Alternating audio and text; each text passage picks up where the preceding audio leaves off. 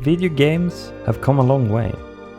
While they used to be tied to violence, making the youths waste their lives, they are now enjoyed by many, both young and old. As video games evolve, we put a large focus on celebrating the games that thread new ground, try to innovate in different ways or just create something they have a passion for. This celebration always includes the titular Game of the Year, exceptional games seen as games to look up to in different ways, or be inspired by. Polished titles like Horizon Zero Dawn, Bloodborne or Super Mario Galaxy. With the amount of video games made in total, there's bound to be a few bad apples here and there. Here's the thing though, some of these apples I like. Taste is a subjective thing, and I have no doubts somewhere out there is some moron who likes the Simpsons wrestling game. That moron is me. So I came up with this weird idea to talk about some games which I know are quote-unquote bad, but I still like, or liked at least. These aren't bad games per se, so you won't be seeing stuff like Ride to Hell or E.T. or straight up bad games, so to say, on this list. Enough screwing around, here's the first of 5 bad games which I like.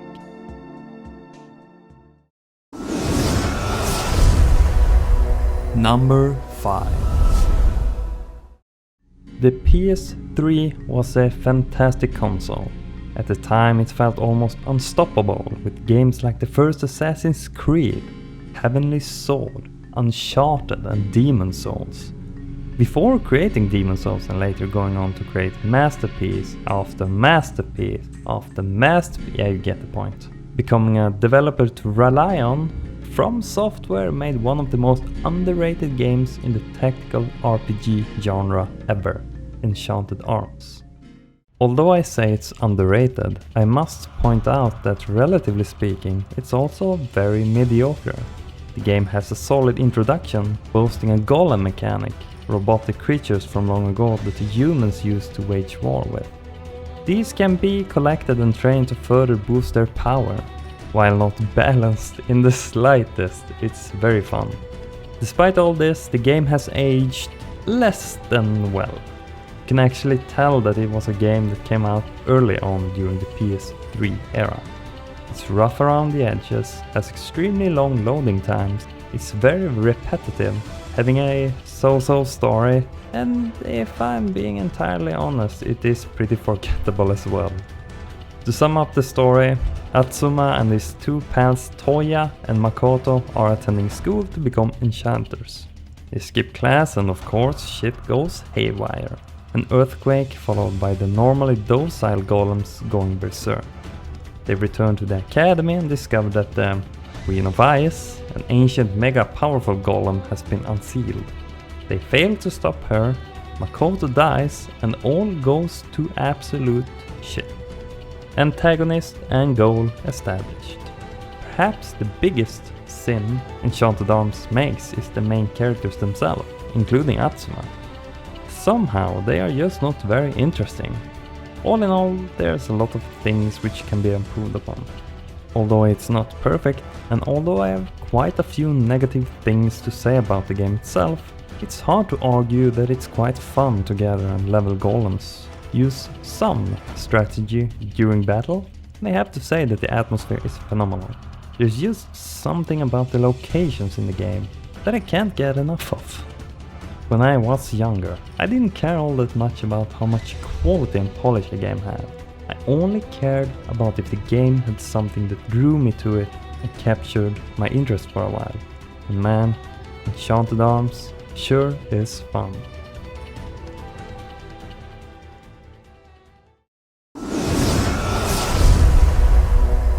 Number 4. There's a huge probability that you've some way come across Diablo or Diablo 2, maybe Titan Quest, or maybe even Grim Dawn. These types of ARPG hack and slash games are easily top 3 of my favorite genres. The joy of just running around, slaying foes, leveling up and getting stronger, finding better gear and hidden loot, quests and bosses, oh, it's so addicting. When my quote-unquote addiction was at its highest peak, I searched far and wide. Searching far and wide for new experiences, and came across the 4th spot on the list, a game by the name of Loki. Now let me be clear, we're not talking about movie Loki, but instead it focuses on 4 very different mythologies: Aztec, Egyptian, Greek and Norse, and therefore also has 4 different playable characters focusing on these specific beliefs. This also means 4 very different playstyles, a total of 12 skill trees based on respective gods, and unique side main quests. Every character focuses on a different type of fighting as well. The Aztecian mainly functions like a druid, summons, shapeshifting and spirit magic. The burly Norse are a classic warrior type, which uses melee weapons with some added buffs or debuffs. The Egyptian is the archetype spellcaster, being able to choose between fire, lightning and dark damage, with some added debuffs and even a summon. Lastly, the Greek hero is mostly focused on ranged weapons with traps, but can also wield a Xena chakram with the shield. All this sounds too good to be true, and that's because it is. The game is at times frustratingly clunky. Every map is randomly generated and uninspired squares, which also lends to the disorientation of where to go and if you're really going in the right direction. And the game is also clearly focused towards a ranged playstyle, as in the beginning you're pretty squishy if you go melee. After 3 to 4 hours you'll quickly grow tired of the same gameplay, same maps, same quests-ish, over and over again, without much change. The uninspired locations and enemies just dropped on a randomized square. That is, if you can get the f***ing piece of shit to run on Steam. It's just an honestly okay idea, which is in the end not realized fully at all. Some idea shines through, like the layered functionality of the blacksmiths, but in the end, it's not enough to save a largely mediocre game.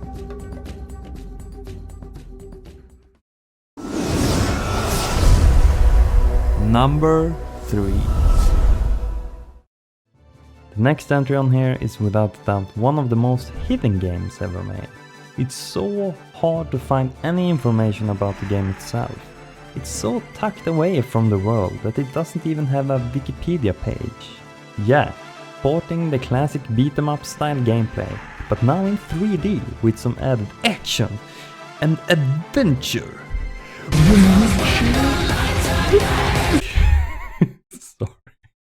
Pick one of 4 characters, warrior, monk, knight or wizard, then venture into a varying story mode with many different levels and bosses. It employs all the standard mechanics of a beat-em-up, smashable objects sometimes containing items, a load of enemies, hidden unlockables and different combos and even super attacks. The game itself can be played both solo as well as co-op, or even versus if you fancy that. The difficulty of Raging Blades is quickly noticed after the intro stage, and it's that difficulty which amps up the challenge together with the replayability, resulting in a trial and error style of teaching the player how the game should be played.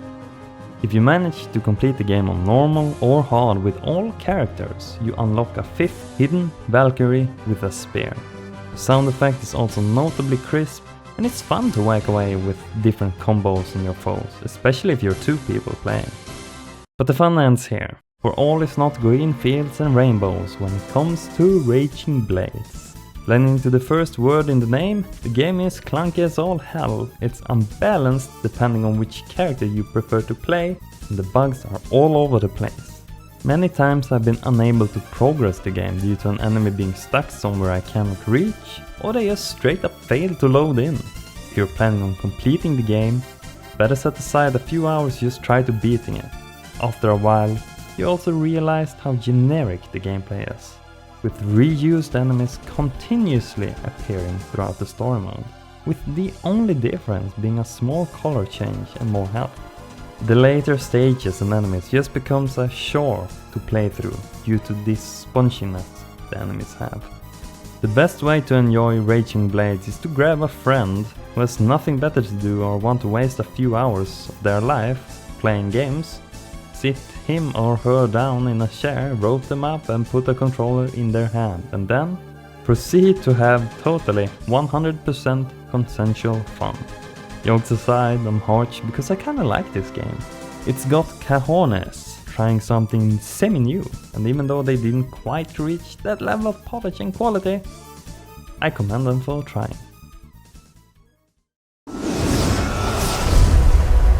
Number 2.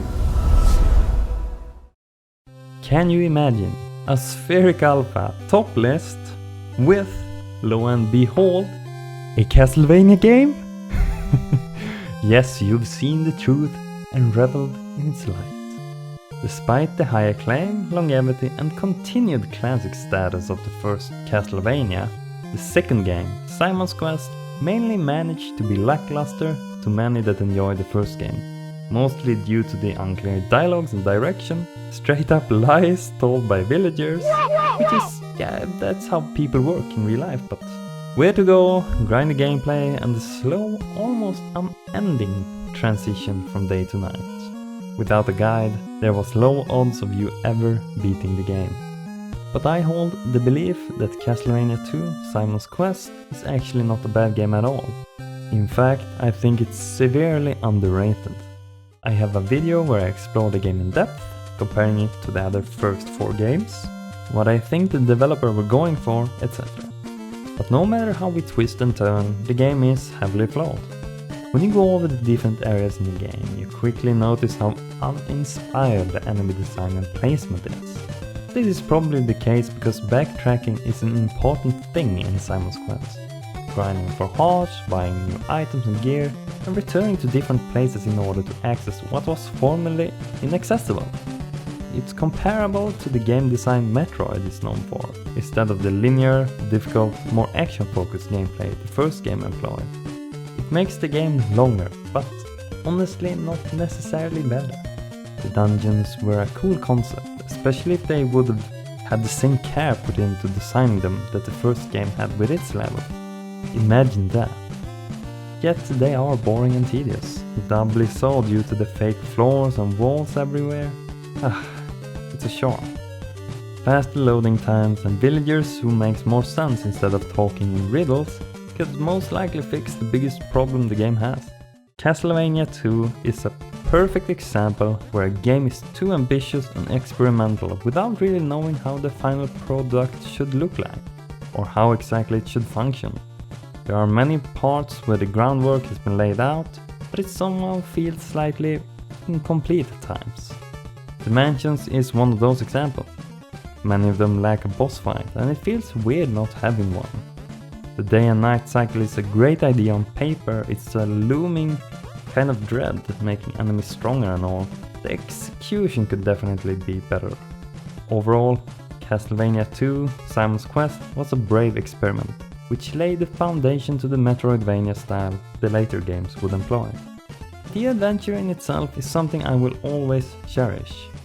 After all, without being brave and taking risks, nothing spectacular would ever be created.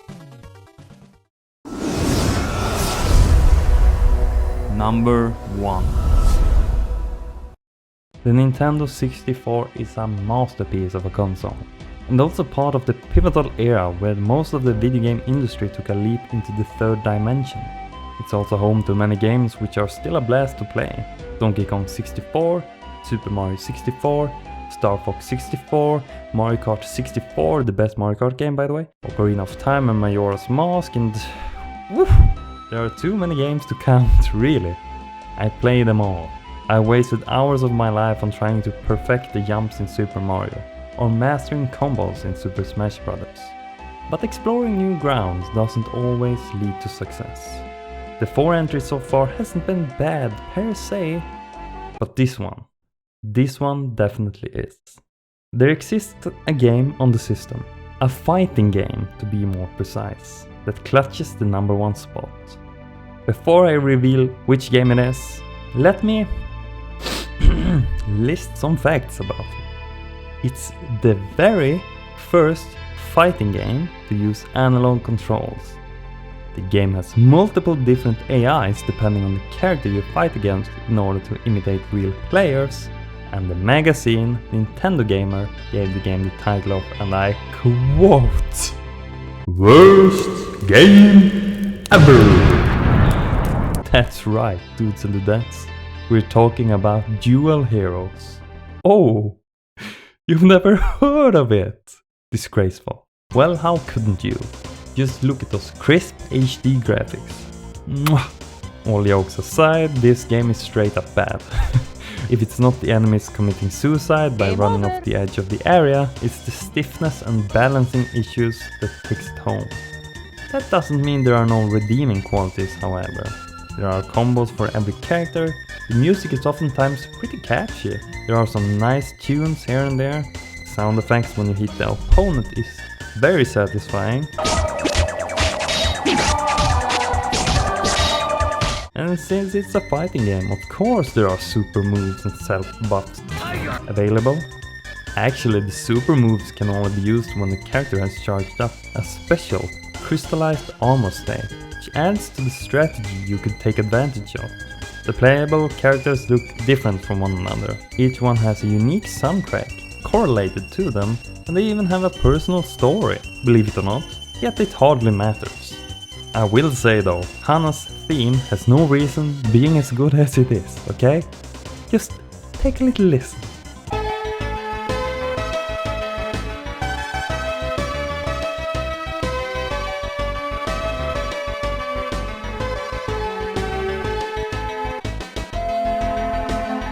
There's hardly anything else to say.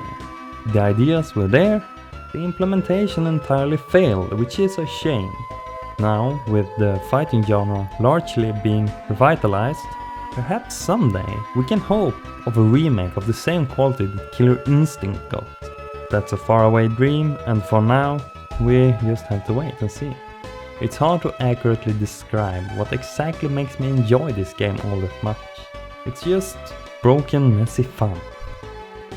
In conclusion, Dual Heroes for the N64 is probably the worst game I've ever truly loved. Those were 5 games which I consider to be quote-unquote bad, that I still enjoy playing. I was originally going to talk about Lords of the Fallen as well, but it just didn't belong in this video, I think. It's more boring or uninspired rather than bad in some way.